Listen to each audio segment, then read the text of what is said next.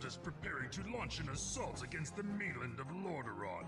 Orgrim Doomhammer, war chief of the Orcish Hordes and ruler of the Blackrock clan, has ordered you to establish a small outpost on Lordaeron's southern shores.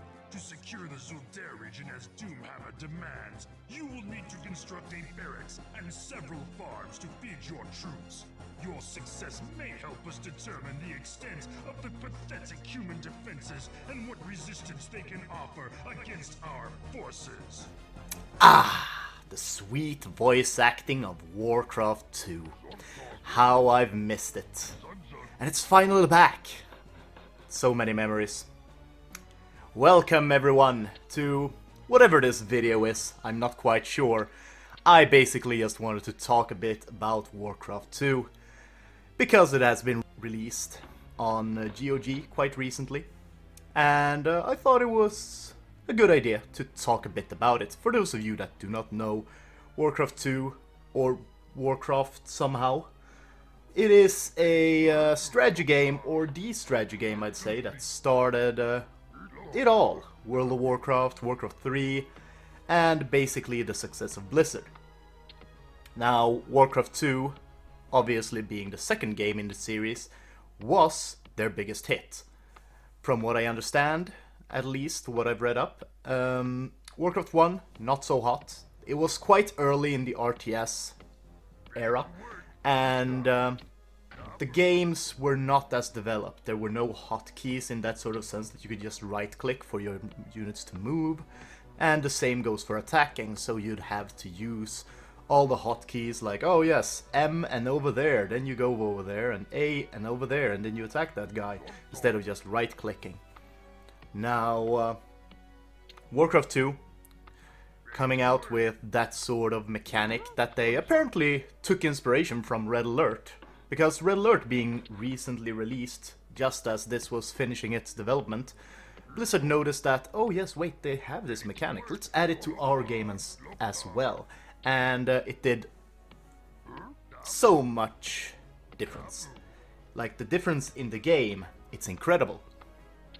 And thank God that they did that, or Blizzard would not be what they was when they released Warcraft 3, which is, I think, their best game. But yeah, let's have a quick look at Warcraft 2. So, as you can see, it is very similar to Warcraft 3 in many ways. Just a bit older. You walk around, you order your units to gather stuff, and, you know, just that kind of sense. Now, I think this might have been the first game that had... well, in this Warcraft game, Warcraft 2, there was not a massive difference on the races. Obviously, there were some differences, like the orcs having death knights and humans having wizards, and they had different spells, but other than that, most of the units are very similar in this. Like, the Elven Archers are basically just a similar unit as the Troll Berserkers, I think they're called, or Troll Axe Throwers.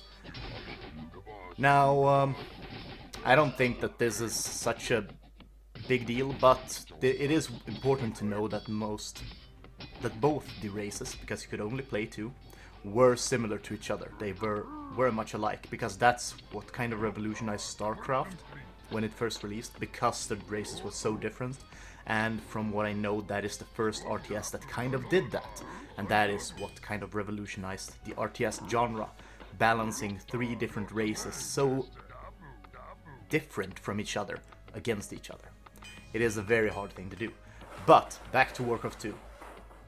This is a game that I used to play a lot when I was younger. Me and my brother used to sit by our old computer, just play this game and, you know, argue over who would be playing. And that is some fond memories. I remember beating this game, but I also remember not beating it properly. Like, we used to cheat a lot. There are cheat codes in this, and we used them to our full extent. We did never complete the campaign without using cheats. I can tell you that much, because this game is quite hard. It is quite clunky compared to the RTSs of today, like StarCraft 2 and even Warcraft 3. It is quite clunky. and controlling your units is a bit of a pain. But it is surprisingly deep, the game. I remember using the different units, especially playing the Orc campaign and using the Ogre Magi's to cast Bloodlust on all your units. At the time, I did not know what Bloodlust did. I just know that it made the gurgling kind of noise, and your units became better. That's what I understood from it, because I think my dad told me that at some point. Now, there are so many memories. And I remember playing through the campaign, playing the last mission. It's being so hard that we had to use literally the invulnerability sheet. Don't remember the code. I think it is a good day to die.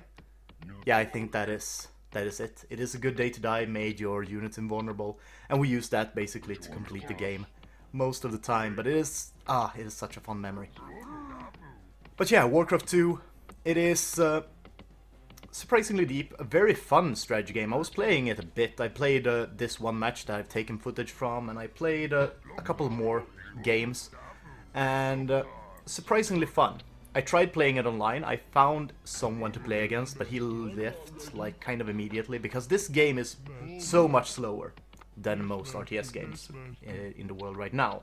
And comparing them or like playing this, it takes so much time. This match that I had here, I think it took like 40 or 50 minutes for me to complete, and then I wasn't even like, yeah, I was at the end game stuff. I had like, I could produce Death Knights and I had dragons, but still, it took a long time, though I could have been more effective probably. But yeah, it is kind of slow, and I tried to find people to play against online, but did not work out that way, which is kind of sad. I would have loved to try it, see how it goes. But that's basically me just going on about memories of Warcraft 2, talking a bit about it. For those of you that haven't played it, I totally recommend buying and playing this game if you like RTS games, because it is very good, it is very retro, and it is very cheap. I think it's on GOG for like 63 crowns. What is that? I don't know, like $6-7 maybe? I don't know the exact transfer to dollars, but it is not expensive. You can also buy this in a bundle with Warcraft 1, but if you don't have a extreme nostalgia to that game or aren't a massive fan of retro RTS games, I would not recommend it. It has not aged well. But if you are a big fan of that kind of games, yeah, try it. But yeah, that has been me.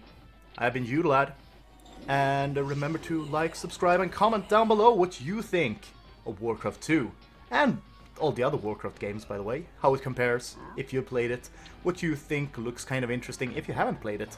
And I will see you guys next time. Goodbye.